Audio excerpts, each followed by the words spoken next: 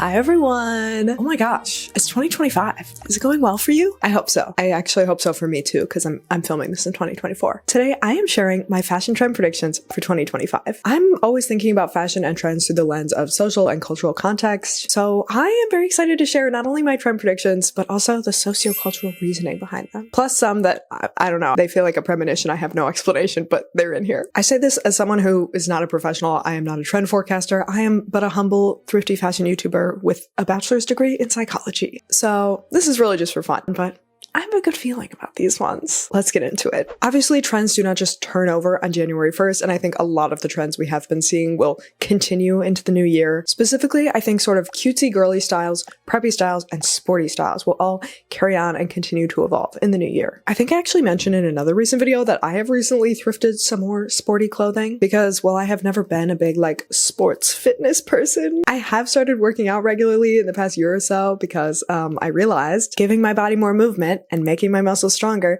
does actually improve my quality of life. Who would have thought? And a tool I've gotten to try out recently that has been quite helpful with that is Trainwell, a unique fitness app that is also sponsoring today's video. Honestly, one of my biggest difficulties with working out is that I don't always know exactly what exercise will actually have the effects I'm looking for. Like, I would love to have more energy and minimize the back pain I get when I'm on my feet a lot. I don't know what workouts to do for that. I'm just a regular person who wants to feel a little better. So what's cool about Trainwell is that it matched me with my own virtual personal trainer. Her name's Stephanie and she's an icon who gives me customized workouts tailored to me based on my fitness preferences, goals, and schedule. And can I just say, it really does feel personal. Like, I can tell Stephanie has a genuine vested interest in getting to know me as a person and helping me with what I'm looking for. It's so much more than just following along with like a workout video or something. It really feels like a personal trainer relationship, but one I can easily access on my own schedule from my phone anywhere. So if having an expert to guide you on your unique fitness journey with your unique needs sounds like something you might be interested in, you can use my link below and get a 14-day free trial with your own personal trainer.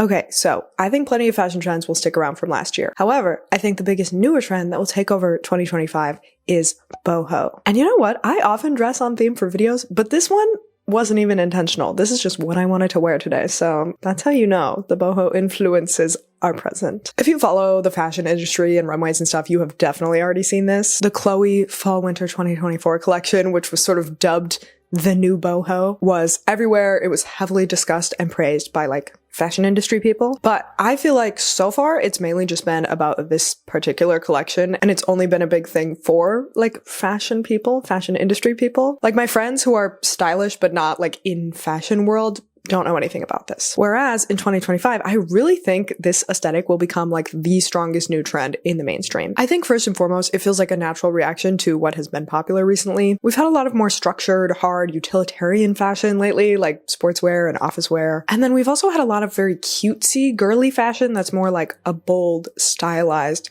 playful, girly feel. And I think this new boho look feels like a very natural next evolution because it takes the femininity and the softness of the girly fashion and the more subdued nature of the utilitarian fashion and combines them together, making the feminine fashion a bit subtler and the practical fashion a bit softer. Specifically, I'm picturing things like prairie dresses, lacy blouses, just lots of floaty garments, but then also styled with stuff like studs, buckles, leather, suede, fringe, maybe fur. Honestly, a lot of items that have already been trending lately, even if they haven't been styled in a boho way, really lend themselves to boho quite easily. Oh, and a lot of DIY or DIY looking fashion. All that said, two pieces that haven't really been trending lately that I could see having a comeback this year are gladiator sandals and peasant blouses. Not just like a fitted blouse with a puff sleeve, like a true billowy, flowy peasant blouse style. Another billowy shape we've started to see already is of course the poncho, what I'm wearing today, and capes. I feel like those are in sort of the same category and they both work great with the boho style. I mean, the Chloe collection featured many capes. Maybe this is the year these finally like hit the mainstream. I don't know. They've been sort of a niche trend, but I could see them, you know, appearing like in the mall. I've also seen mixed metals start to pop up lately. I'd say this is already kind of a trend, but I think that will get way bigger because it really plays into the boho vibe. I also think this sort of rugged, free-flowing, natural, worn-in vibe of boho creates a sense of eclecticism and realism that will appeal to a lot of people in 2025. The discourse lately in fashion has really turned to the prioritization of authenticity, or at least the idea of it, the signaling, the visual coding of authenticity. People have really moved away from a polished, perfect, curated aesthetic, which I think feels forced and fake and uncool to people now, and towards a worn-in, personalized, free-flowing aesthetic, which I think feels reflective of real-life experiences to people, which then feels effortless and authentic and cool to people. Bohemian style totally fits that worn-in, natural, personal, free-spirited feel that people are really drawn to right now. I also totally see this manifesting in beauty trends this year as well. I think makeup that looks more like a natural flush, hair that looks just naturally tousled and windswept, less fillers and that sort of thing. Just a general beauty vibe that looks like you just got done like riding a horse or something versus the perfect blowouts and Instagram face we've been seeing. Speaking of Instagram face, I think this also has so much to do with nostalgia and social media. People think social media and the internet feels inauthentic, especially with the rise of AI. So I think by nature of association, fashion in this internet era also feels inauthentic to people, which I think is why people are so into this idea of authenticity in fashion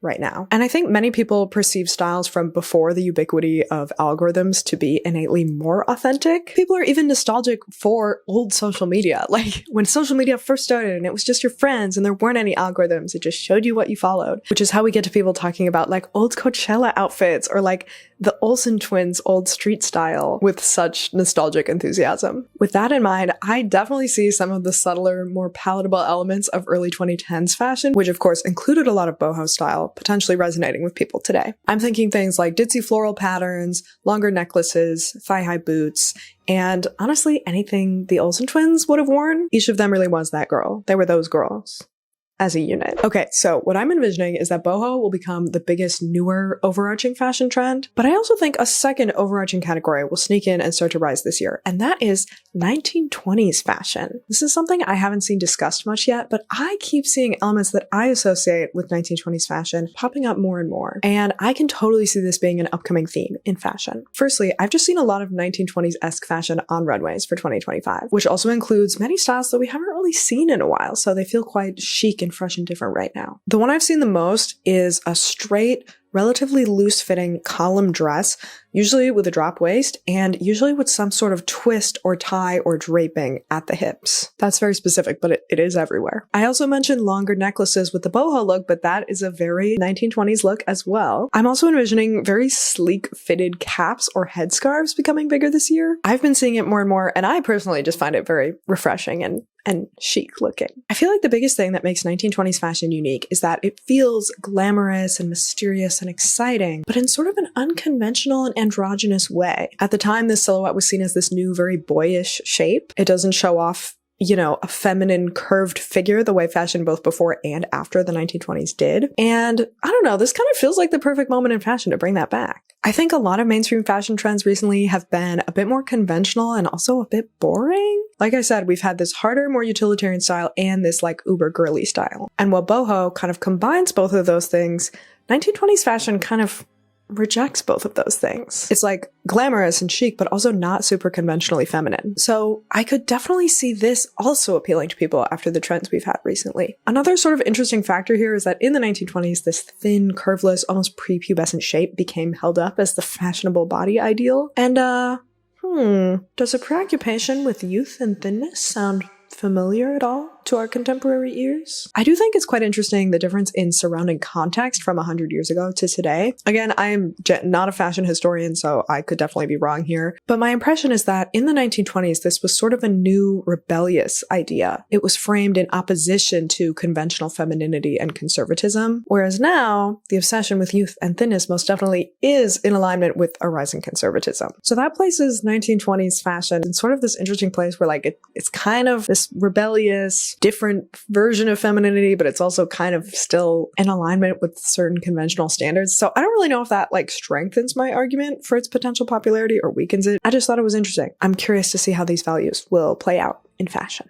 Another 1920s-esque trend that I see rising in 2025 is short hair for women. I do think hair is so much more individual now than it was in the past when like literally everyone was going long or short. Whereas now, I mean, obviously both have been perfectly socially acceptable for many decades, but I do feel like long hair has been more culturally dominant in the past handful of years. Maybe even increasingly so. Like, it would have been hard for me to name a celebrity or influencer with short hair off the top of my head. Until like the past 2 months when I saw so many women I follow online or know in real life chop their hair off. I literally feel like no one I knew was doing a big chop, and then all of a sudden it was so many people. I mean, so many is like 6 people I know, so obviously that's anecdotal. And I don't think short hair will necessarily become more popular than long hair, but I do think it will grow in popularity this year. I think we may be at sort of a tipping point for certain presentations of femininity and how we feel about that. I have certainly been feeling more tempted to cut my hair lately, and I don't think I'm the only one. Another 1920s trend that I think is going to come back into fashion is cocoon coats. Honestly, just because they haven't really been popular at all recently, and they feel fresh and cool and exciting to me personally. And as I always say, whenever I find myself drawn to some new fashion thing that I think is really cool and fresh and exciting, usually I'm not the only one. We're all having the same reaction. I still don't understand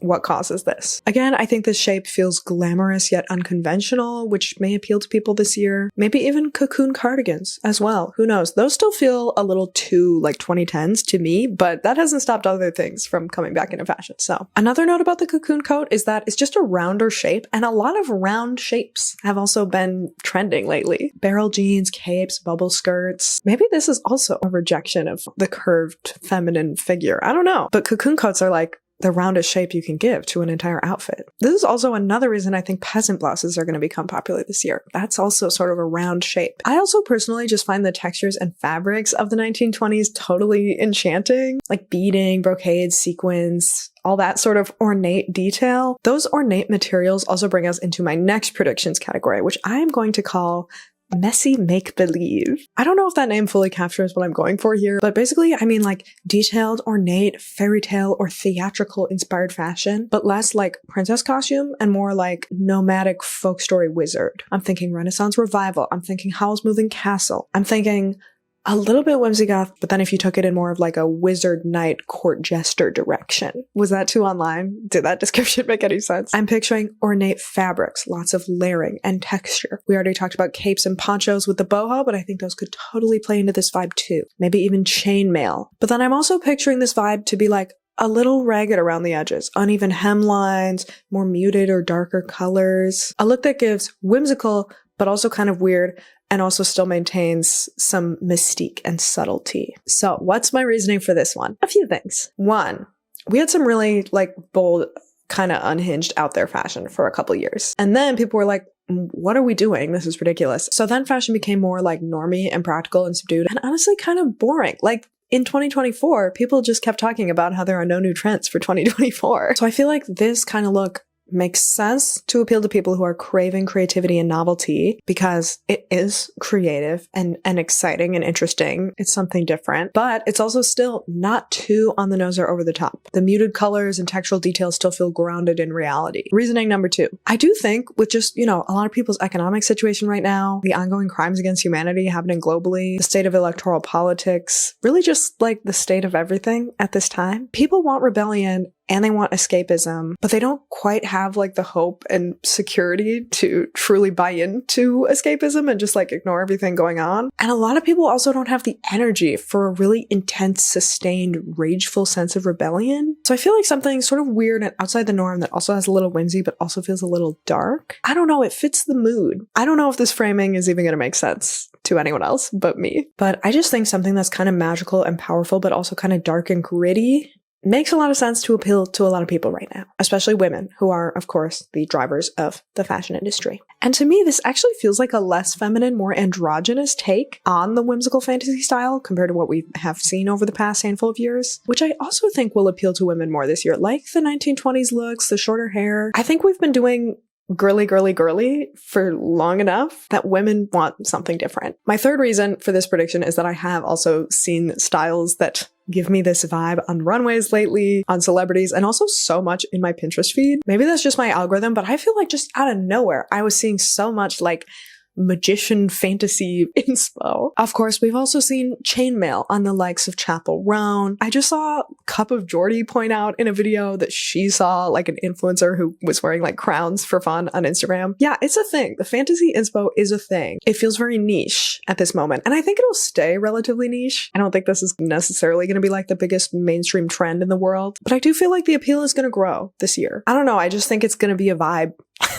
Maybe just for me. Also, this sort of visual genre that I'm picturing has a lot in common with 1920s and boho fashion. All these things sort of have different little things interconnecting them. In this category of sort of like offbeat fantasy vibes, I could also see certain elements of theatrical costuming entering into mainstream fashion more this year, like clown/circus aesthetics and also drag aesthetics. Honestly, drag especially makes sense to me with Chapel Roan's popularity. I know she draws from drag aesthetically. She has referred to herself as a drag queen. I think that also plays into like the different forms of gender and femininity that I've been talking about throughout this video. I also feel like there are some big similarities between 1920s makeup and drag makeup. They're both sort of designed to emphasize expressiveness. And of course, other theatrical and performance makeup functions quite similarly. So I could see this expressive, dramatic, vintage-inspired theatricality working its way into fashion more this year. Also, this is kind of a random specific one, but hand fans are sometimes used in drag.